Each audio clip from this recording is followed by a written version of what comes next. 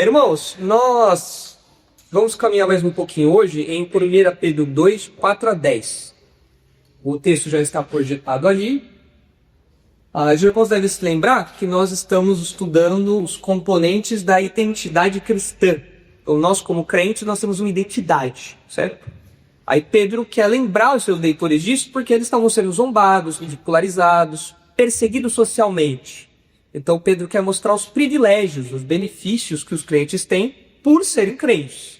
Isso daria um ânimo para aqueles leitores. Então Pedro destaca dos versículos 4 a 10 componentes da identidade cristã, ou seja, quem nós somos e qual é o nosso propósito, qual é a nossa função como crentes. E nos versículos 4 a 8, a gente está chegando no finalzinho já, nós vemos o primeiro componente da identidade cristã, que diz assim, o primeiro componente é o seguinte: o crente é parte de uma construção divina. E nós já vimos praticamente todo o bloco aí, do versículo 4 a 8, mas faltou o finalzinho. Mas vamos ler de novo o texto e a gente começa de onde a gente para, tá bom? Então diz assim: chegando-vos para ele, a pedra que vive, rejeitada sim pelos homens, mas para com Deus eleita e preciosa, também vós mesmos, como pedras que vivem, sois edificados casa espiritual para ser de sacerdócio santo, a fim de oferecer sacrifícios espirituais agradados a Deus por intermédio de Jesus Cristo. Pois isto está na Escritura: eis que põe em Sião uma pedra angular eleita e preciosa, e quem nela crer não será de modo algum envergonhado. Para vós outros, portanto, os que credes, é a preciosidade. Mas para os descrentes, a pedra que os construtores rejeitaram, essa veio a ser a principal pedra, angular, e pedra de tropeço e rocha de ofensa. A gente foi até aí, certo? Então os irmãos devem se lembrar que Pedro chamou para o argumento de vários textos do Antigo Testamento, que a gente já estudou, Isaías, Salmos, apontando Jesus como a pedra fundamental da igreja e a pedra fundamental da nossa própria vida. E tanto que Pedro chamou Jesus de pedra viva, porque é uma pedra viva, porque ele ressuscitou e ele dá vida, ele transmite vida, ele tem vida e transmite vida. E nós como crentes apoiamos, colocamos a nossa vida, depositamos a nossa vida sobre esse fundamento. E por causa disso nós compartilhamos da realidade, das características dessa pedra viva. Nós também somos pedrinhas vivas de um prédio que Deus está construindo, que é a igreja, que aqui é comparado a um templo. Nós somos sacerdotes, aqui oferecemos sacrifícios espirituais. Não mais como o templo no Antigo Testamento, mas agora toda a nossa vida é um ato de adoração a Deus, é um sacrifício a Deus. Tudo que nós fazemos é um ato de adoração a Deus. Só que Pedro quer mostrar não apenas, vocês devem lembrar disso, ele quer mostrar não apenas que nós compartilhamos com Jesus dessas realidades, de sermos vivos como Jesus é vivo, de estarmos ali na mesma construção. Pedro quer mostrar também que assim como Jesus foi rejeitado pelos homens, mas aprovado por Deus, os crentes também são rejeitados pelos homens, mas aprovados por Deus. Então é uma identificação. E em determinado momento Pedro muda a figura. Até aqui ele estava falando de pedra como fundamento, a pedra angular, aquela pedra principal da construção da antiguidade, o alicerce e fundamento da construção, aquela pedra que servia de base para as paredes que eram levantadas em cima dela. Mas, em determinado momento, ele começa a falar dos descrentes. E ele começa a falar dos efeitos que essa pedra traz para crentes e descrentes. Para os crentes, essa pedra traz vida e essa pedra traz honra, certo? Mas para os descrentes, do que essa pedra traz? Destruição. Porque ele muda a figura.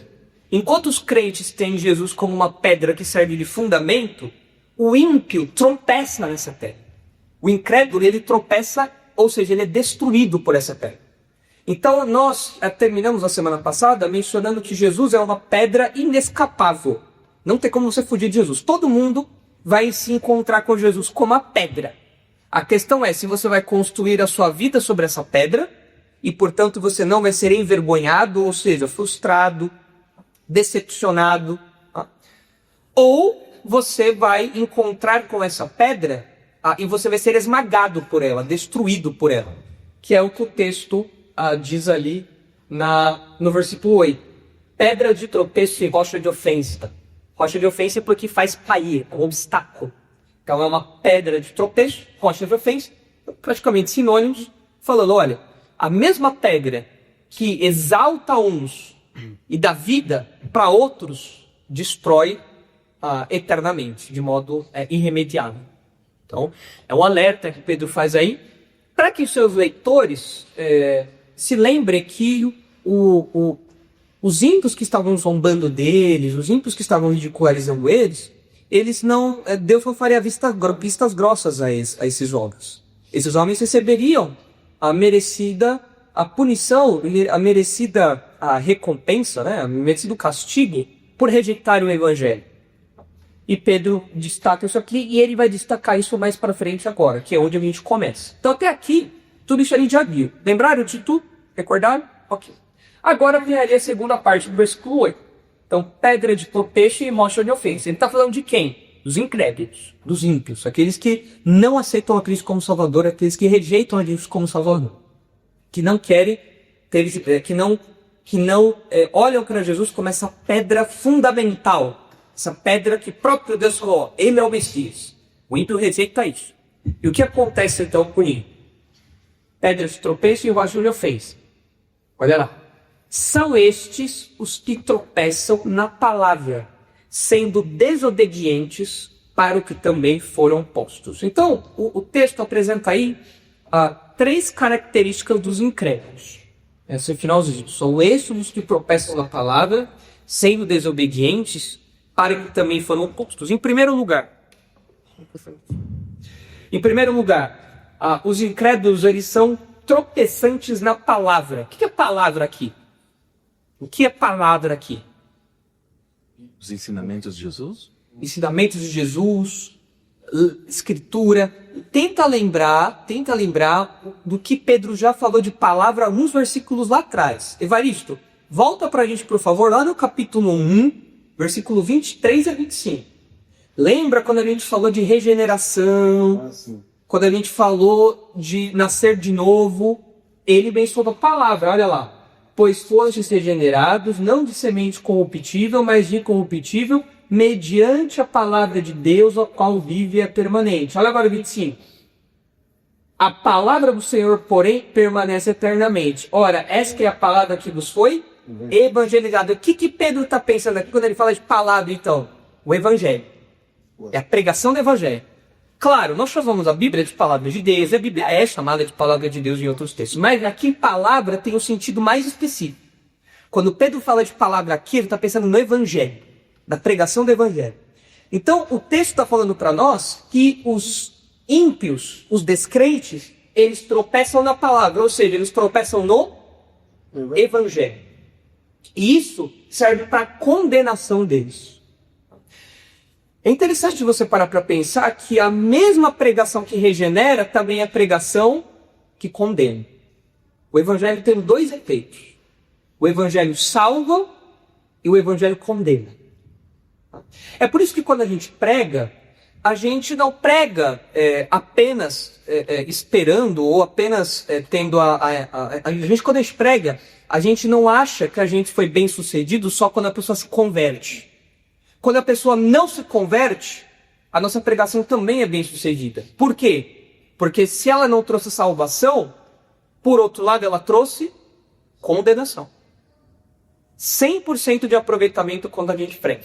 A gente apresenta a pedra. Essa aqui é a pedra sobre a qual você tem que fundamentar a sua vida, Jesus Cristo. Ele é a única pedra.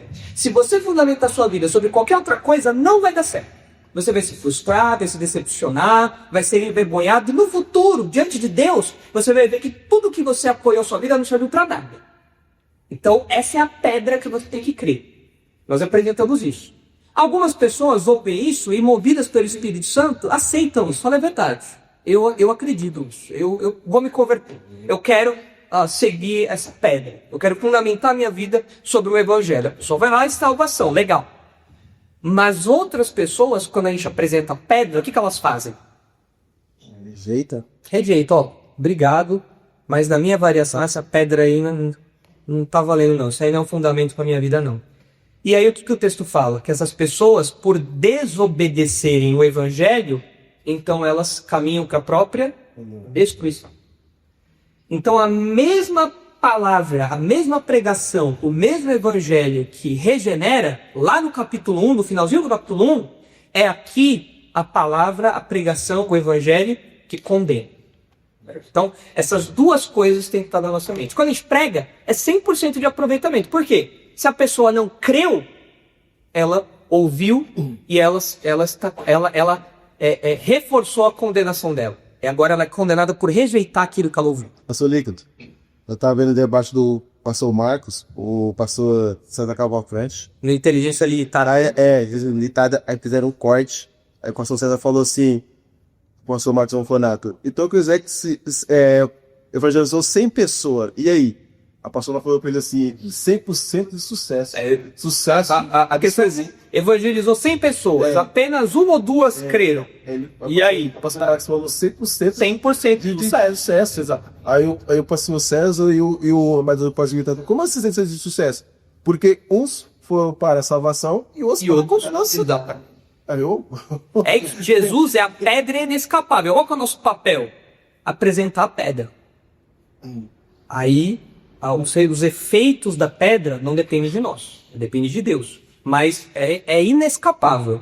É um ou outro, certo? Então, eles são tropeçantes na palavra. Ou seja, eles, ao invés deles acolherem o evangelho, eles são destruídos, condenados por essa mensagem, certo?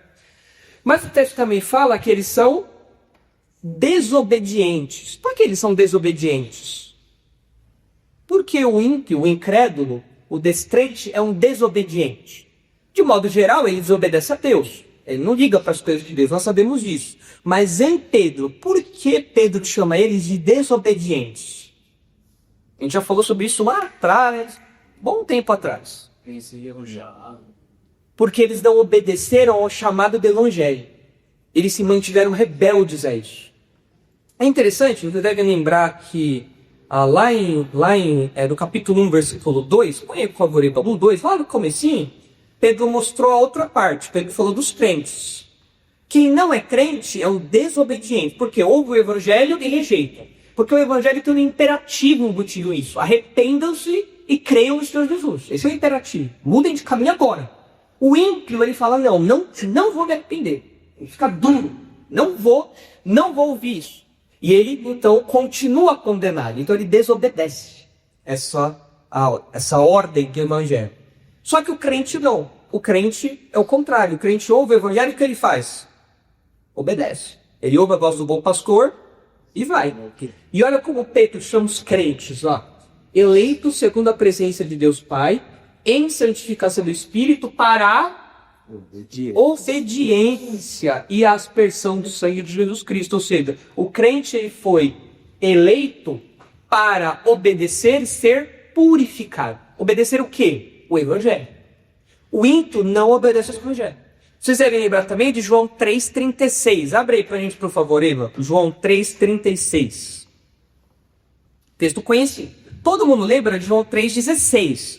Porque Deus amou o mundo de tal maneira, que deu seu Filho unigênito, para que todo aquele que ele crê não pereça, mas tenha vida eterna. Amém. A gente tem que lembrar desse textual. Mas é muito bom a gente lembrar também do 36. Olha só como o capítulo conclui. Por isso, quem crê no Filho tem a vida eterna. O que, todavia, se mantém rebelde é desobediente. O que se mantém rebelde contra o Filho não verá a vida, mas sobre ele permanece a ira de Deus. Note, o incrédulo ele já está sob a ira de Deus. Ele já está condenado sob a ira de Deus. Mas ao rejeitar o evangelho, fala, não, esse papo de Jesus não é para mim. Isso aí pode ser para você, é legal. Eu sou de outra coisa, outra vibe, praia. Quando ele rejeita isso, então ele está se mantendo rebelde contra o Filho e a ira de Deus continua sobre ele. Ele já está sob a ira de Deus. Ele vai continuar sobre essa ira de Deus, ao invés de ser retirado dessa ira, porque Jesus pagou o preço do nosso pecado, ele recebeu a ira de Deus no nosso lugar, agora o ímpio não. O ímpeto vai continuar debaixo dessa ira. Essa ira é eterna. Certo? Se os irmãos olharem também 1 Pedro 3:1, um pouco mais para frente, Pedro volta a falar sobre desobedecer a palavra. Olha só. Mulheres, sede vós igualmente submissas a vosso próprio marido. O texto que as feministas adoram, né? O texto preferido das feministas. Nada a ver, né? Eu detesto esse texto. Mas tá aí. É para ser ao próprio marido. E olha só os propósitos da submissão, que interessante. A esposa tem que se submissão ao marido, porque a Bíblia manda que esteja assim. Mas tem um propósito isso também, um propósito evangelístico.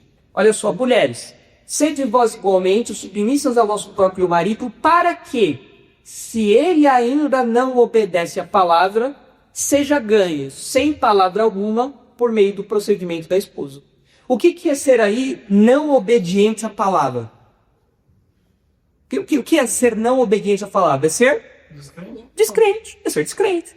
Então, ele escreve para mulheres que se converteram, que eram crentes, mas os maridos não eram crentes.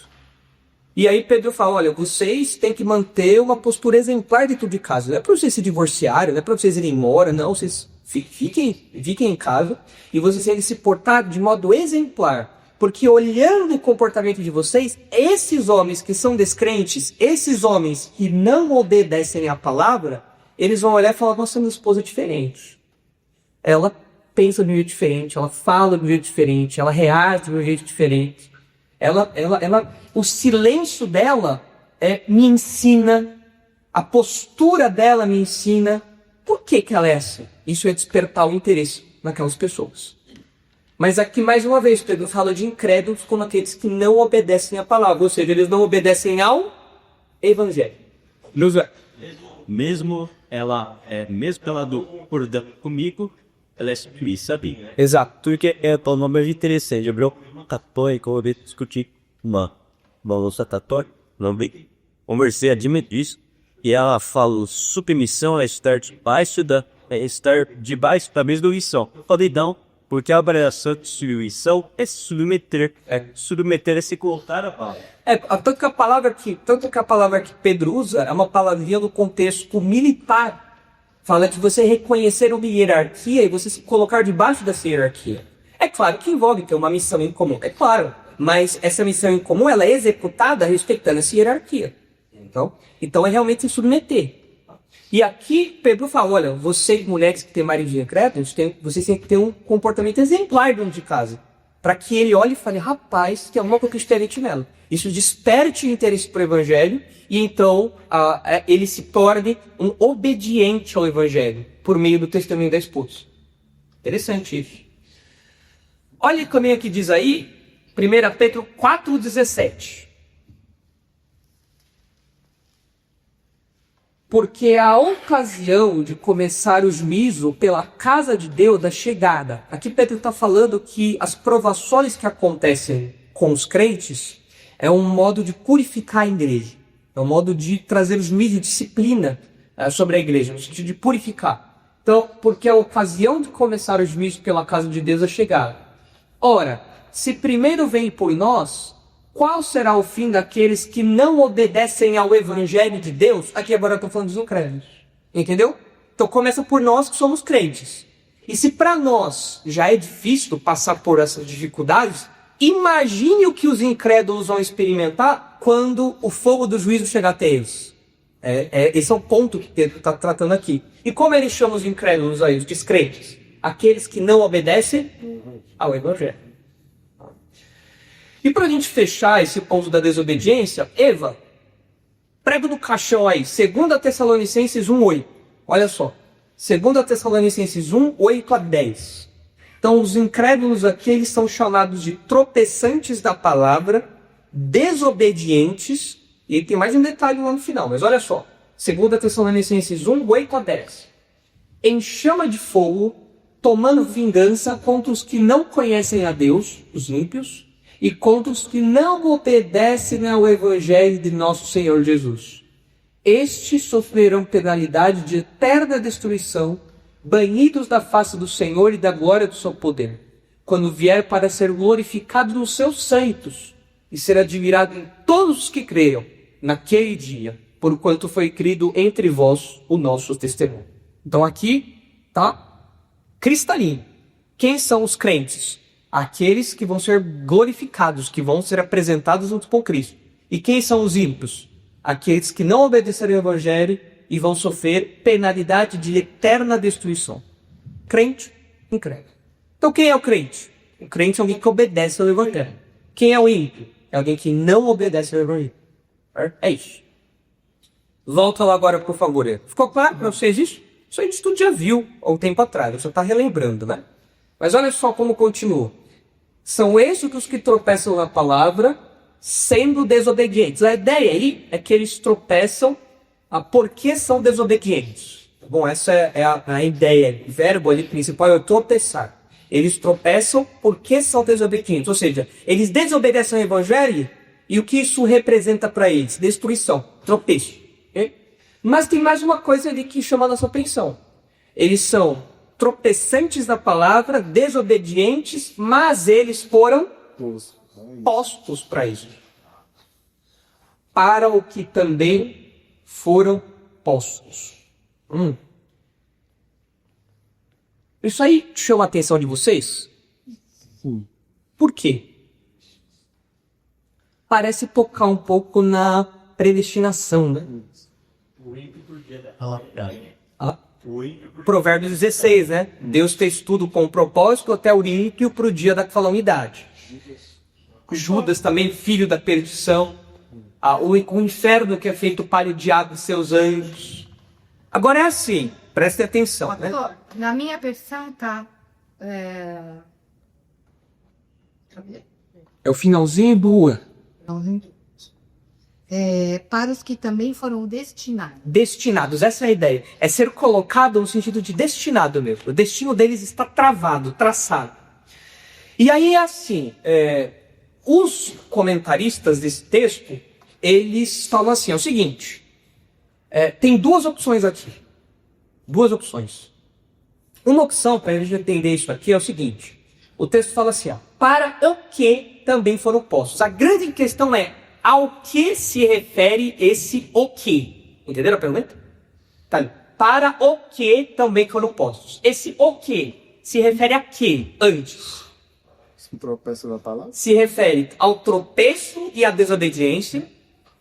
Se refere ao tropeço, não à desobediência. Ou se refere à desobediência? Os dois? Se você acha que é os dois, se você acha que Pedro está pensando no pacotão, ou seja, eles desobedecem e são destruídos. E eles foram colocados nessa posição mesmo. Se você acha que é isso, então você defende que é chamado de dupla predestinação. O que é a doutrina da dupla predestinação? Deus predestinou, elegeu uns para salvação e outros para condenação. Essa é uma doutrina que eu creio que, ou seja, a Bíblia, pelos exemplos que os irmãos mostraram aqui, o diabo e seus anjos sendo destinados para o inferno, o ímpio para o dia da calamidade, o Provérbios 16, Judas como filho da perdição, ou seja, essas pessoas elas foram destinadas para condenação. Mas, eu acredito que isso seja legítimo, eu acredito que seja legítimo. Mas tem alguns teólogos que não gostam disso, claro, porque é uma verdade amarga. Diga, primeiro Josué, depois ali o Jepe, vai lá. Mas na verdade não tem diferente, porque uma coisa é então você pode legislar uma coisa necessariamente, não pode legislar uma coisa necessariamente só pode ser outro. É que eles tentam limpar a barra de Deus nesse caso, né? Alguns teólogos tentam limpar a barra de Deus falando, não, como assim Deus criou pessoas para mandá-las para o inferno? Isso seria muito cruel. Mas a gente vai ver um texto daqui a pouco em que a Bíblia não mostra para nós uma resposta para isso. E parece que é isso mesmo. São pessoas que foram criadas para manifestar a ira de Deus. Por mais amargo que isso seja, não dá para fugir disso. O Jeter repita aqui o Matheus. Isso, é Romanos 9, que a gente vai ler daqui a pouco. Romanos 9. Primeiro aqui, depois você vai ver ali. Esse texto aí, para originalmente foram postos, eles passaram a ser condenados após essa decisão. Aí, ó, o que o Mateus falou aqui, vocês entenderam o que ele falou? A resposta que ele deu aqui é a seguinte, que é a outra opção. Todos vocês compraram pacotão. Esse o que se refere a tudo. A desobediência e ao tropeço, certo? Então Deus colocou essas pessoas para desobedecer. Deus falou, ó, essas pessoas não vão crer no evangelho e vão ser destruídas, certo? Essa posição é uma posição biblicamente sustentável? Por mais que seja amarga, difícil, eu acho que sim. Mas tem uma outra opção que exegeticamente é muito possível. Talvez Pedro não esteja aqui pensando na dupla predestinação. Tudo bem. Tem outros textos que apontam para isso, não teria problema. Talvez Pedro, quando ele fala ali, ó, para o que também foram postos, aquele o que não se refere à desobediência, mas ao tropeço. Então é assim, o ímpio desobedece. E onde Deus coloca o ímpio por ele desobedecer? No tropeço, na destruição. Certo? Então o ímpio desobedece. Por que desobedece? Porque ele quis desobedecer. De fato, o ímpio desobedece. Em qualquer posição, o ímpio desobedece porque ele quis desobedecer. Ponto. Ele é responsável por isso. Isso é ponto pacífico. Calvinismo defende isso. Esse é ponto pacífico. Ele quis desobedecer. Ponto. Mas a questão é, esse texto aqui está falando que Deus destinou esses homens para desobediência ou destinou esses homens para consequência da desobediência? Pode ser essa segunda opção, que o Mateus apontou aí. Mas o pastor, e aonde encaixa que esse virtuoso e operário Austin que Isso. Aí é o que a gente chama de paradoxo. Porque nós somos responsáveis por negar ou aceitar, mas foi Deus que nos destinou a uma coisa ou outra. Como alinhar essas duas coisas? Eu acho que ninguém fica assim. Ele é que... Exato. Só que a questão é que a gente tem que ser honesto com o texto. Porque eu posso olhar para esse texto e falar, olha, esse texto dá indícios de dupla predestinação. É verdade. É possível que o texto aponte para isso. Mas eu também tenho que ser honesto com o texto e pensar que talvez Pedro não esteja pensando nisso. Aqui. E tudo bem. Eu tenho outros textos que falam sobre isso. Nesse texto, talvez Pedro esteja pensando que, olha, o ímpio desobedece a palavra, ele rejeita o evangelho. E ao fazer isso, Deus o destina para a punição eterna. Para a consequência da sua desobediência. A situação só piora. A situação só piora. A condenação dele é selada, traçada, travada. Claro, entende? Pedro não está falando aqui, se essa é a opção, nós não estamos falando aqui, então Pedro está defendendo que o homem é soberano e Deus o respeita. Não é isso. Não é esse o ponto. Por que não é esse o ponto? Se Pedro está pensando aqui nessa questão de punição, eles desobedeceram e então eles foram colocados para tropeçar, para serem destruídos, Pedro está querendo lembrar os seus leitores que os incrédulos que estavam zombando, ridicularizando e desprezavam o evangelho, eles receberiam a devida punição. Eles não passariam impunes disso. Então, o crente estava sendo zombado porque creu no evangelho. E o incrédulo que rejeitou o evangelho? Pedro fala, fique tranquilo. Deus colocou eles numa posição de punição, de destruição por eles terem rejeitado isso. Isso traria para os crentes o conforto de que o mal no mundo não está fora de controle. Deus não está fazendo vistas grossas ao mal. Poxa, eu estou apanhando, estão me zombando, eu estou perdendo um monte de coisa por ser crente e não está acontecendo nada, Deus não está vendo. Então ele fala, calma, esses homens eles foram colocados, eles foram destinados, como a versão da Tânia trouxe, para a punição. Fica tranquilo, Deus não está fechando os olhos para isso. Será esse o resultado dessa verdade no coração dos crentes. Entendeu? Então qualquer uma das duas opções é válida. Cabe aqui.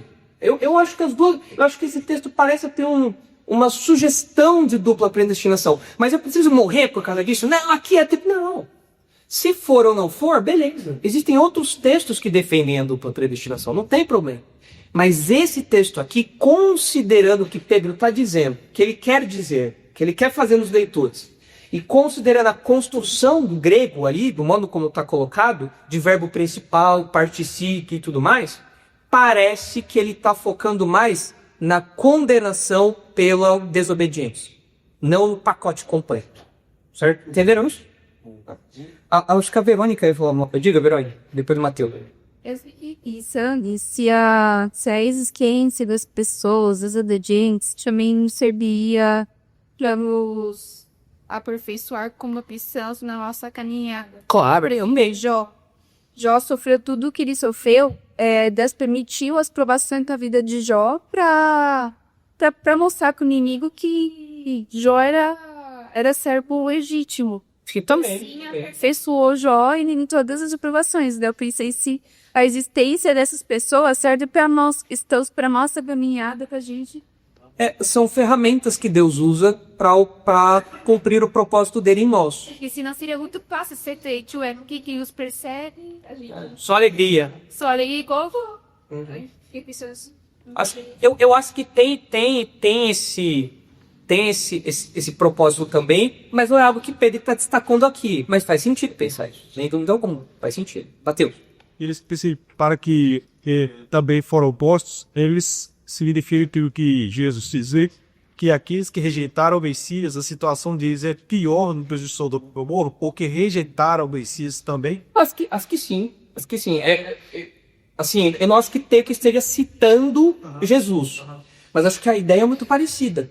Porque é claro que existe uma diferença entre você nunca ter ouvido falar de Jesus, e portanto você nunca aceitou, porque você nunca ouviu, e você ouvir e falar, não, eu não quero. É diferente. É igual um solteiro. Pensa num cara solteiro. Ele levou fora de uma moça, a moça nunca viu ele nunca viu uma moça. Poxa, a moça rejeitou, ele foi rejeitado, mas eles nunca se viram. Agora a moça chega pro cara e fala assim, oi, tudo bem? O cara, tudo bom, tal. A moça fala, cara, não quero. É muito pior a condição, é uma rejeição muito pior, não é? Então, quando você tem contato e rejeita, é muito pior do que você nunca ter tido contato e por isso nunca ter aceito aquilo, entendeu? Então, realmente, tem talvez uma gradação aí de punições até, né? Rejeitar o evangelho e nunca ter ouvido do evangelho, talvez seja algo assim. Mas aqui não é isso que o Pedro está destacando. Mas a gente pode pensar nisso sim. Certo? Entenderam isso? Então, o que vocês acham? Vocês acham que o que ali é o pacotão ou é a desobediência, ou é a punição? Quem acha que é o pacotão, levanta a mão. Tudo crendo com a predestinação. Não tem como você ser punido se você não foi desobediente na apostólica doutrina. É verdade. Mas aqui a questão é ver qual Pedro está enfatizando, né? A gente tem que ver o que o texto está falando. Ele pode forçar o texto. Quem acha que é a segunda opção? Fala que Pedro está pensando na punição. Quem acha? Aí tem ali um remanescente aí. Tem uns pouquinhos aí. As duas opções são válidas. As duas opções são possíveis. Eu particularmente, gosto da segunda opção. Mas vejam, a segunda opção não anula a dupla predestinação. É só que o texto não está falando sobre isso diretamente, só isso. Ele pode falar de outros textos, mas aqui não. Por exemplo, abre aí, Eva, por favor, Romanos 9,14. Olha aí, Romanos 9,14. Aqui sim, a dupla predestinação fica clara. Olha só, Romanos 9,14. Que diremos, pois? A injustiça da parte de Deus? Pois ele, de modo nenhum. Pois ele diz a Moisés, terei misericórdia de quem me aprover ter misericórdia, e compadecer-me-ei de quem me aprover ter compaixão. Assim, pois, não depende de quem quer ou de quem corre, mas de usar Deus a sua misericórdia.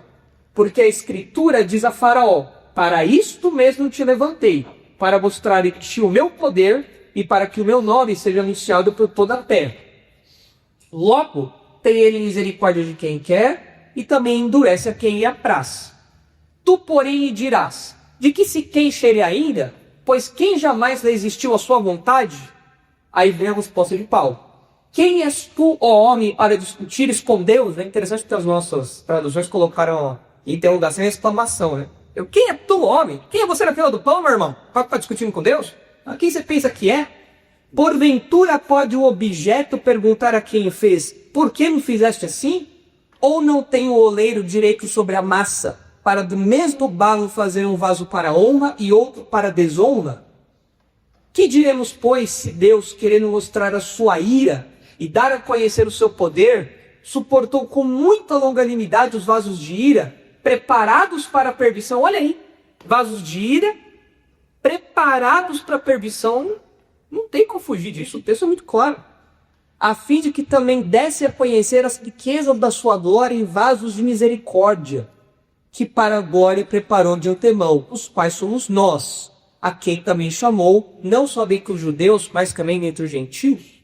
Ou seja, existem dois tipos de vaso, aqueles vasos que recebem a misericórdia de Deus e aqueles vasos que recebem a ira de Deus. Mas o mesmo oleiro fez os dois. E o vaso não pode chegar, por que você me fez para um e não me fez para outro? O vaso não pode dar o mesmo poder. Só um ressalvo que não existe nada, mas as línguas do que é a dangueza do nosso Deus é nosso PQI. A gente não entende a mente de Deus, né? Tanto que mais para frente, em Romanos 11, Paulo fala, né? Quem pode sondar a mente de Deus? É insondável, é inescrutável, o raciocínio, a lógica, o plano de Deus, a mente de Deus, a sabedoria de Deus, não dá pra gente falar, agora eu entendi tudo. Não dá. Senão nós seríamos deuses também, né? Então o que a gente faz? A gente agradece, Senhor, obrigado porque o Senhor me fez ser um vaso de misericórdia. Enquanto outros, Deus fez para mostrar a sua ira. Em qual dos dois Deus é engrandecido? Na ira ou na misericórdia? Nos dois. Então esse texto aqui é um texto claro, eu acredito sobre dupla predestinação. Mas lá em Pedro, pode ser que sim, pode ser que não. Parece que Pedro dá um indício disso. No mínimo ele dá um indício. Mas talvez ele não tenha desenvolvido isso.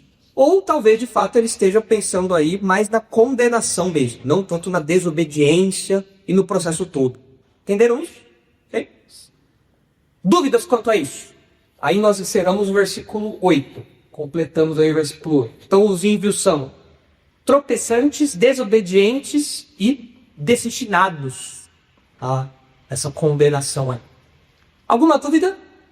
Então agora, com isso a gente fechou todo o bloco do 4 ao 8. Certo? E o 4 a 8 mostrava o primeiro componente da identidade cristã. O primeiro componente é que o crente é parte de uma construção divina. Certo? Então, terminamos isso. Nós somos tijolinhos dessa construção e temos Jesus como fundamento. Legal. Agora nós começamos o segundo componente. E assim, se vocês olharem, se vocês olharem os versículos 9 e 10, vocês vão ver que Pedro ele coloca várias características. Mas para não ficar muito grande o nosso esboço, eu resumi todas essas características do 9 e 10 em um componente só, tá bom? A gente poderia destrinchar em vários. Desde o 4, na verdade, a gente poderia destrinchar em vários. O crente é uma pedra, o crente é um sacerdote, o crente... A gente poderia fazer tudo isso. Mas a gente agrupou para falar que o crente faz parte de uma construção divina. Agora a gente vai agrupar o 9 e o 10, tem vários subitens ali, a gente vai agrupar em uma sentença também. E a sentença é a seguinte: o crente é parte de um povo a serviço de Deus. Primeiro componente da identidade cristã: o crente é parte de uma construção divina. Versículos 4 a 8. Segundo componente da identidade cristã, versículos 9 e 10. O crente é parte de um povo a serviço de Deus. Entenderam? O crente é parte de um povo a serviço de Deus. Vamos ver o 9 e o 10 agora. Vamos ler o 9 e 10. E aí eu tenho algumas considerações iniciais aqui para fazer para os irmãos. Olha só. Vós, porém, sois raça eleita, sacerdócio real, nação santa, povo de propriedade exclusiva de Deus, a fim de proclamardes as virtudes daquele que vos chamou das trevas para a sua maravilhosa luz.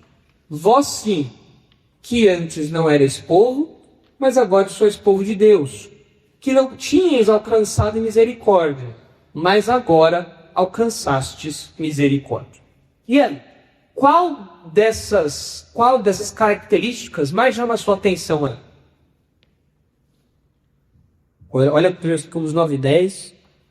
E qual dessas aí você mais chama a sua atenção? Talvez por não entender, talvez por achar legal. Diga, Márcio. E nos chamou, passaremos para a sua maravilhosa luz. O crente é alguém que está do trevas e foi trazido para a luz. O que será que são trevas? O que vocês acham que são trevas? O crente é alguém que estava no escuro. Em que sentido? Pecado? Perdidos. Trevas tem um sentido moral também. O crente estava em trevas morais, em trevas de conhecimento, ele era um ignorante quanto às coisas de Deus. Ele andava cego, tropeçando, apalpando. Deus lhes tirou das trevas e nos colocou na luz. Pegasse. O que mais? Raça ali. Qual? Quem falou? Mateus, raceleita. Por que, Mateus, raceleita chama a sua atenção? Chama atenção porque parece que tá agrupando um pouco só. Ah, interessante. Isso é um ponto importante. Parece que as características que o Pedro coloca aqui são características grupais, não são individuais. Ele está falando que nós somos raça, olha ali, olha as palavrinhas, raça, nação, povo, são palavras que se referem a grupos. Ou seja, a nossa identidade é uma identidade que eu não sou alguém sozinho. Eu sou alguém que faz parte de um grupo. E a minha identidade está ligada a esse grupo. O que mais? Propriedade exclusiva de Deus. Por que chama atenção, Kelly?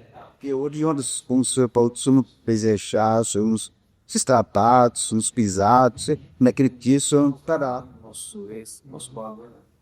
Nós somos o povo dele. Ele Que é importante a gente, como nós vemos aí com os pontos de gente, eu não posso fazer uma coisa assim, que nossa, tem essa coisa aqui, é perfeita, vadia, uma coisa especial. Então vai ser uns papados assim, de terrível. Meu nome, mano, é essa separação que Deus fez, ó. Esse povo aqui é meu. Eu comprei. Eles são meus. Legal, tem várias coisas aí que a gente vai destacar, né? Mas se vocês repararem, Pedro continua falando dos privilégios dos crentes, mas agora parece que ele chega no ponto alto. Ele já falou da pedra, falou tudo aquilo que nós compartilhamos com Jesus, mas parece que agora ele sobe um tom. Parece que agora ele chega no ápice da identidade do crente, colocando essas características aqui. E quando Pedro está lá escrevendo, ele pensa, como que eu vou mostrar o ponto alto? Como que eu vou mostrar que os crentes são realmente privilegiados? A quem eu vou comparar os crentes, esse grupo de crentes, a quem eu vou comparar a igreja para mostrar o quão privilegiados eles são? O que Pedro pensou? Israel. Lá atrás ele estava comparando a gente com Jesus, certo? Falando sobre os pedras e tudo mais. Mas aqui ele está se referindo a Israel. Esses títulos todos, a seleita, sacerdócio real e a povo de propriedade exclusiva, são títulos que foram aplicados a Israel no Antigo Testamento. Dá uma olhadinha aí, por favor, Eva. Êxodo 19, 5 e 6. Olha só, Pedro continua pensando no Antigo Testamento. Pedro não para, gente. Pedro conhece muito do Antigo Testamento. Muito. Ele cita Isaías, ele cita Salmo, ele vai e volta na citação. Agora ele está pensando em vários textos, lembrando de Israel. Olha só. Agora, pois, se diligentemente ouvirdes a minha voz e guardardes a minha aliança, então sereis a minha propriedade peculiar entre todos os povos, porque toda a terra é minha. Vós me sereis reino de sacerdotes e nação santa. São estas as palavras que falarás aos filhos de Israel. Olha agora Deuteronômio 7:6. Ali, ó, reino de sacerdotes, nação santa, povo peculiar. Isso é Israel. Okay? Povo de Deus, lá no Antigo Testamento, Israel. E Pedro está pensando nisso e comparando com a igreja. Olha agora Deuteronômio 7:6. Porque tu és povo santo ao Senhor teu Deus. O Senhor teu Deus te escolheu para que ele fosse do seu povo próprio, de todos os povos que há sobre a terra. Eu sei que de exclusividade aqui. Olha para mim aí o 14:2, Deuteronômio 14:2. Porque sois povo santo ao Senhor vosso Deus, e o Senhor vos escolheu de todos os povos que há sobre a terra, para lhe ser seu povo próprio. E mais um texto só, Isaías 43:20. Isaías 43, 20 e 21. Na verdade, tem outro texto de Isaías também, mas olha isso aí. Os animais do campo me glorificarão, os chacais, os filhotes de avestruzes. Porque porei águas no deserto e rios no ermo, para dar de beber ao meu povo, ao meu escolhido, ao povo que formei para mim, para se alegrar em meu louvor. Então, acompanha comigo. Pedro está lá pensando, puxa vida, como eu posso mostrar, ao que ou a quem eu posso comparar os privilégios desse grupo. Que outro grupo da história foi tão privilegiado como os crentes são? Ele lembrou de Israel. Dentre todas as nações, Deus falou: eu vou morar no meio de vocês. Vocês vão ser o meu povo. Tem nações muito maiores, tem nações muito mais poderosas, nações muito mais numerosas, mas eu escolhi vocês. Vocês são meu povo, minha propriedade. Vocês vão ser uma nação santa, um povo de sacerdotes, e Deus foi lá e escolheu Israel. Pedro lembrou, a comparação é essa. Eu vou pegar aquele povo mais privilegiado do Antigo Testamento para mostrar que os crentes são tão privilegiados quanto esse povo é. Certo? O que a gente percebe é que Deus queria que Israel fosse um farol para as nações pagãs. As leis de Israel eram mais justas do que todas as nações. A relação que Deus tinha com Israel era uma relação que nenhuma outra nação tinha. Deus habitava, morava no meio deles. Então a ideia era que Israel fosse uma luz, fosse um farol para as nações ao redor. Israel fez isso? Não. Falhou, né? Mas olha aí o que diz Isaías 42:6. Olha só. Eu, o Senhor, te chamei em justiça. Tomar-te-ei pela mão e te guardarei. E te farei mediador da aliança com o povo e luz para os gentios. Olha aí, Israel era para ser uma luz para os gentios. Como vocês já reparam, Israel não fez isso muito bem, né? Não deu muito certo. Aí assim, Pedro está pensando, poxa, legal, os crentes são privilegiados, os crentes têm todos esses benefícios. E, assim como Israel também tinha testemunhado em meio dos pagãos, os crentes também têm, não é verdade? Olha lá o que Pedro diz no versículo 9. No finalzinho. A fim de proclamar-vos as virtudes daquele que vos chamou das trevas. Olha só, maravilhoso. O crente tem que proclamar. Ele é uma luz também do meio dos ímpios, no meio dos gentios. Então, é assim. Alguns teólogos, me acompanhem, não vou explicar aqui agora. Eu preciso fazer essa notinha, entende? É uma notinha um pouco técnica, mas eu preciso que vocês me acompanhem. Alguns teólogos olham para esse texto, onde Pedro está se referindo a Israel, e eles falam assim: viu, Israel não é mais povo de Deus. O povo de Deus agora é a igreja. Porque tudo que era para Israel passou para a igreja. Então, toda a missão de Israel foi para a igreja. As promessas de Israel agora são da igreja. Esquece Israel. Israel acabou. Israel rejeitou o Messias. Israel rejeitou a pedra. Agora já era. Acabou. Não tem mais Israel. Esquece. Israel não é nada mais. Já é. Acabou. Tudo agora é a igreja. A igreja é o novo Israel. Bom, você olha para esse texto aí. Pedro está falando que a igreja substituiu Israel? Não, Lucas. Ele não está falando que a igreja substituiu Israel. Tanto que Paulo, em Romanos 11, fala que Deus tem planos para Israel ainda no futuro. Então Deus não rejeitou Israel como nação. Mas agora, nesse momento, Deus colocou a igreja numa posição tão privilegiada quanto Israel era no Antigo Testamento. Certo? Então não é que um substituiu o outro, não é isso. É que a igreja desfruta hoje de uma posição tão privilegiada quanto Israel no Antigo Testamento. Agora você vai falar, mas poxa, Pedro criou toda essa confusão para a mente, né? Pedro podia ter usado uma outra comparação. Não, ele está pensando naquilo que era mais o ápice, mais exaltado. É como se a gente fosse fazer uma comparação assim. Pensa que nós hoje queremos exaltar alguém, a posição de alguém, a função de alguém, por meio de comparação também. Então vamos supor, eu chego assim e falo, Sofia, você é uma enfermeira incrível. A melhor das enfermeiras, uma Florence Nightingale, é a patrona, né, da enfermagem, né? Significa que a Sofia substituiu a Florence Nightingale? Não. A primeira enfermeira da história, né? Não, significa que ela, assim como a Florence, ela também é uma enfermeira, uma boa enfermeira. O João Mota não está aqui, mas vamos pensar que a gente quer falar que o João Mota é um grande jogador. E a gente vai enaltecer o João Mota por uma comparação. Você vai comparar o João Mota com quem? Você vai falar, nossa, o João Mota é um Pelé. Se você for argentino, vai falar hermano. Se for hermano, vai falar que é o Maradona. Né? Mas aí não conta, aí é o descrente que desobedece. Aí não dá.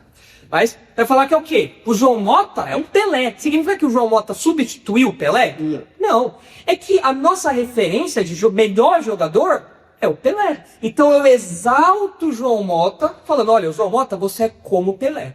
Se eu for elogiar um pregador, nossa, esse pregador é muito bom, ele fala com autoridade, ele explica bem, você fica preso nele. Você, fulano, é compararia quem? Charles Spurgeon, príncipe dos pregadores. Eu falo, é o príncipe dos pregadores. Mas significa que ele substituiu Charles Spurgeon? Não. Você está fazendo uma comparação, falando, nossa, olha, eu realmente estou numa posição privilegiada. Eu sou o Pelé, a Florence Nightingale, o Maradona, tá? Mas O pastor o Charles Spurgeon. o Charles Spurgeon... Pastor Nicolas. não, deixa, tá indo bem, mas aí afundar, falar que é parecido com o pastor Nicolas, falar, você é como o pastor Nicolas, tô chutando o cara, né? Moral, pastor, aí eu...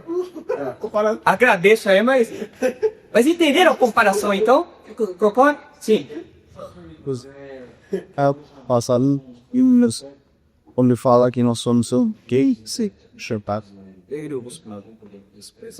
Isso, é Romanos também, exatamente. Isso, exatamente. Não é para a gente achar, viu? Aparentemente de Deus, Deus fala, não. Nada de ter soberba, porque Deus colocou os gentios na oliveira, não seja soberbo. É essa a lição que Paulo está colocando aí. Chega esse caso, o Paulo diz, 70 mísseis depois. É quase não. Exatamente. Então, fala pra isso, pra gente não se submeter, senão... Exatamente. E aí depois, mais pra frente, Paulo fala, ó, Deus não rejeitou Israel. Deus ainda vai cumprir os planos com Israel ainda. Israel ainda é um agente de Deus na história. Mas por enquanto, nesse momento, a igreja é um agente de Deus também na história. Sofia. Eu tô fazendo um estágio de Lightbolt. Só que a maioria dos idosos que tem esse residencial são judeus. E eles são obtidos ali pela comunidade judaica e não pagam nada por isso. A saída, também sais. E é muito interessante colocar o rosto, o nome, né? De ver realmente um pedaço do povo de Israel aí. E conhecer bairros. Sim. E pensar que eles são o povo de Deus mesmo, né? E que eu e todos nós aqui estamos partilhando de promessas que é para eles, né?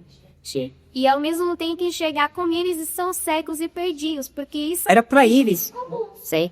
Então você vê que eles pensam coisas erradas e têm ideias erradas, rejeitam a Jesus. E um deles fala, Jesus não pode ser o Messias de Israel, porque Israel tem um Deus único. E Jesus não em três.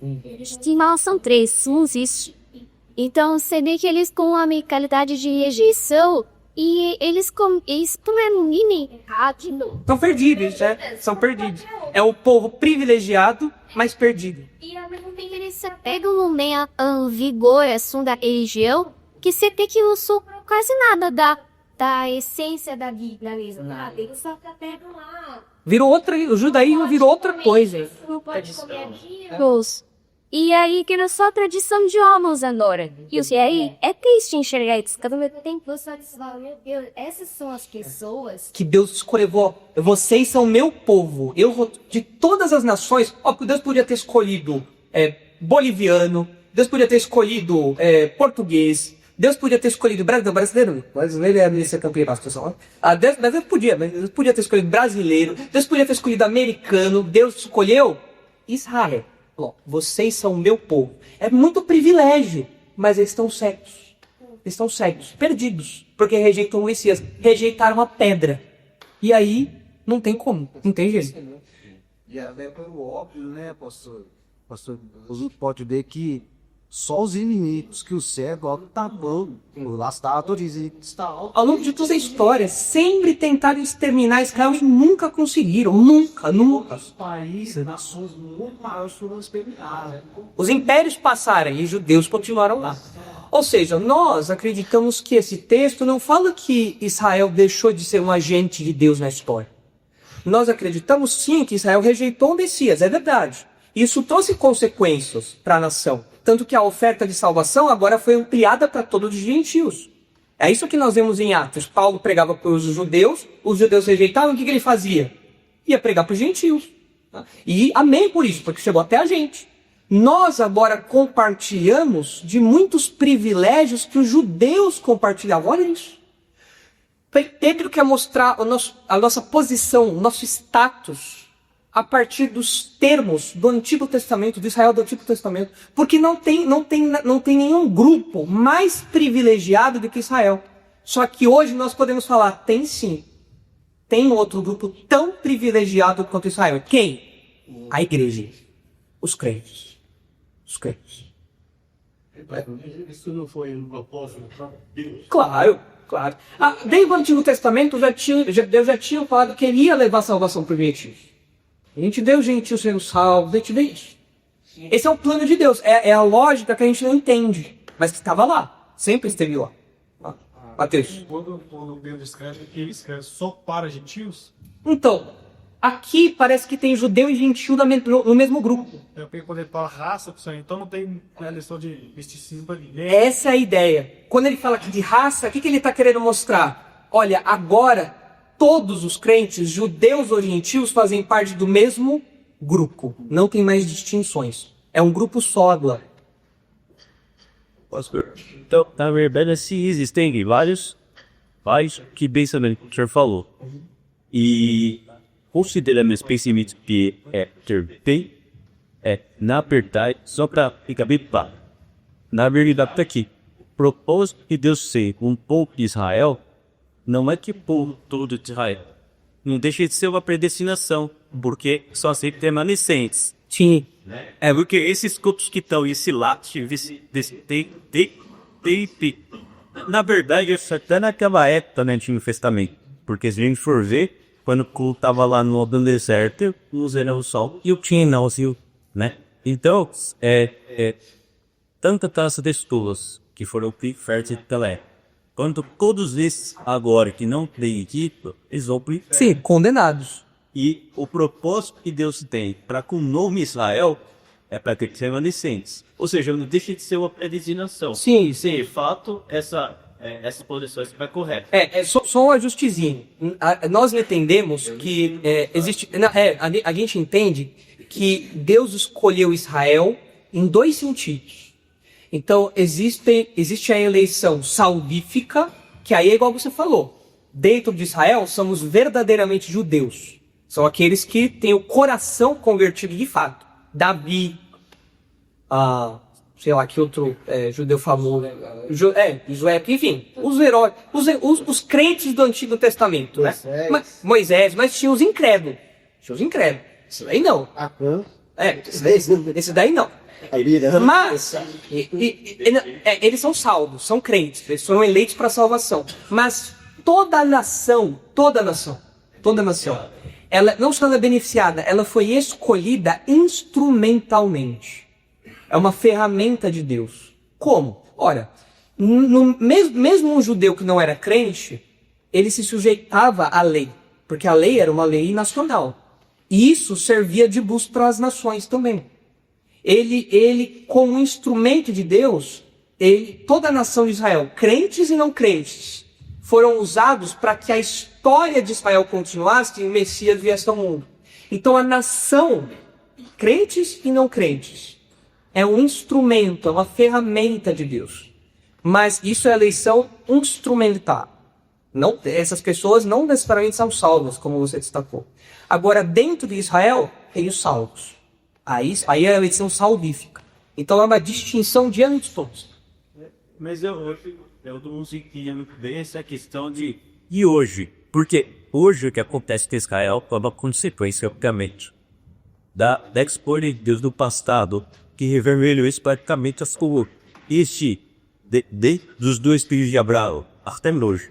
Então, e hoje, a lei dessa reverberação histórica, com essa reverberação histórica... Israel continua... Israel continua sendo o povo escolhido de Deus hoje. Só que, por eles terem rejeitado o Messias, a igreja tomou o protagonismo nesse momento da história. Só que no futuro, Israel vai voltar a ser protagonista da história. Hoje, então, esse cara, então, hoje nós temos igual Paulo nos testes, orando para Que isso, exatamente. Nós olhamos para Jesus e falamos, eles continuam sendo o povo de Deus, deles são os patriarcas, o nosso coração arde por causa deles, eles continuam tendo tudo isso. Só que eles são incrédulos.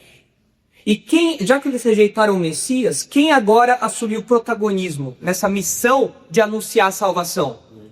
Os crentes, a igreja.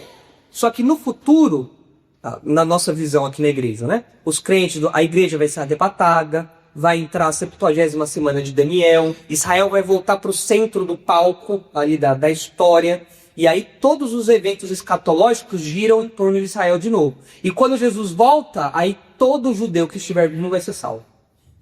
Então eu acredito que hoje o judeu eleito, ele vira frente, ele entra para a igreja. Assim como foi com Paulo, com Pedro, com os apóstolos todos. Mas e Israel como nação? Israel como um grupo de pessoas, descendentes de Abraão, descendentes de Israel, descendentes de Jacó, esse grupo todo que descende de Jacó, ele ainda no futuro vai ser de novo usado por Deus como uma ferramenta histórica, política e tudo mais. Os judeus que estiverem vivos vão se converter. Quando Jesus retornar para a terra, os judeus que estiverem aqui serão salvos, Sim. mesmo não aceitando Jesus. Eles vão aceitar. Eles vão ver Jesus e falar, ih, rapaz, olha só, ele é quem nós matamos lá atrás. E ele de fato é o Salvador que está vindo para nos resgatar. Eles vão reconhecer que Jesus é o Messias. E aí vão ser salvos. Os que estiverem vivos. Os que morrerem hoje, agora. Não viu Jesus voltar. Essa é nova para mim. Está lá em Romanos. Então, eles têm uma certa razão no que dizem, porque se eles estão esperando o Cristo, como eles sim esperar, ele vai vir como eles pensam que teria ter. E uma certa forma, Só que é uma visão limitada, né? porque Chico, tapei. Exatamente. Por visão limitada. Sim. Tem os estudos de escatologia que dá pra ver, né? Agora, isso que eu falei, é só um parênteses, só uma notinha técnica que eu preciso fazer, porque esse texto é usado para falar que a igreja substitui Israel. E eu não acho que o texto se propõe a isso. Vocês concordam com isso? Não parece ser isso. Tá falando que a igreja é tão privilegiada quanto Israel era. Mas não é que uma coisa anula a outra, certo? Mateus? as bênçãos materiais físicas e até Israel interessariam nós, não cristãos. As bênçãos materiais? Essas bênçãos que Deus deu para Israel antigamente, que hoje os cristãos recebem. Essas bênçãos, mesmo fomos Israel, não crendo em Jesus como Messias, aí partiram dessas bênçãos. Olha, a gente vê na história Israel sendo um povo cuidado e abençoado por Deus. Na história, não só na história bíblica, na história moderna e tudo mais. Então eles são protegidos, favorecidos ainda por Deus. Eles são. Então, Deus tem um favor especial para com essa nação. Só que eles estão debaixo da ira de Deus. Eles estão debaixo, porque eles rejeitaram o Messias. Lembra do que falaram quando estavam crucificando Jesus? Que o sangue dele caia sobre nós e nossos filhos. Aí. A Disney sempre falava que os judeus até hoje são um povo especial porque você não via um judeu com condição financeira difícil. Eles são bem espertos para venda e tudo mais, né? Mas na nossa teologia a gente pode entender que isso é uma expressão do cuidado de Deus também, para com esse povo. Exatamente. Também eles sofreram severamente por terem rejeitado o Messias. Então é verdade, tem judeu que é muito rico, mas o que eles sofreram, eu não sei se compensa não. Era melhor deixar quieto. Eles vão sofrer, não. Exatamente. Então. Eu já ouvi, porque pra mim é tudo novo, né? Então, assim, eu já ouvi pessoas falando que tudo eles sofreram no Holocausto, etc., era consequência deles não aceitarem Jesus Cristo. Essa é uma posição teologicamente aceita. Acho que tudo que acontece com Israel ao longo da história, em algum modo pode ter conexão com a rejeição que eles tiveram, que eles fizeram do Messias. O sofrimento do povo, a perseguição, tudo mais. Porque eles rejeitaram o rei. O rei veio para falar, ó, o reino chegou. Não, a gente não quer vocês. Não quer? Então tá bom. Então vocês vão ser destruídos. Aí veio o ano 70, a destruição. Depois eles estão espalhados e tudo mais. Então é um povo que é marcado pelo sofrimento, pela perseguição, pela tragédia, também como consequência da rejeição que eles tiveram com o Messias. É claro. Agora, Israel, lá o Estado de Israel, eles podem fazer ações burras, eles podem fazer ações ruins, eles podem fazer coisas que tragam consequências para eles de coisas que eles fizeram agora. Então, se eles fizeram uma coisa errada e levaram uma bomba lá, aí eles fizeram isso errado. Agora, existe um eco, existe uma linha que a gente pode falar, olha, muito do que acontece com Israel é um eco dessa rejeição deles ao Messias.